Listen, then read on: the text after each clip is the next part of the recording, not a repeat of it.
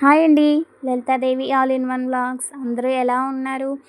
వచ్చేది కార్తీక మాసం కదండి. కార్తీక మాసం అంటే ఫస్ట్ గుర్తుకొచ్చేది ఒత్తులే కదండి, బొడ్డొత్తులు. ఇవైతే నేను ఇంట్లోనే తయారు చేసుకుంటాను, బయట నుంచి అయితే తెప్పించనండి. మీలో ఎంతమంది ఇంట్లోనే ఒత్తులు చేసుకుంటారు? ఎంతమందికి ఒత్తులు చేయడం అయితే వచ్చు? నేనైతే 365 ఒత్తులు కూడా నేనే చేసుకుంటాను. ఈ బొడ్డొత్తులు కూడా నేనే చేసుకుంటాను. బయట నుంచి తెప్పించినవి ఎందుకో నాకు అంతగా నచ్చవు. అంటే త్వరగా అవి కొండెక్కేస్తాయి కదండి, ఎందుకో నాకు అలాగ అనిపిస్తుంది. నేనైతే ఒత్తులు చేయడం మా అమ్మ దగ్గర అయితే నేర్చుకున్నాను.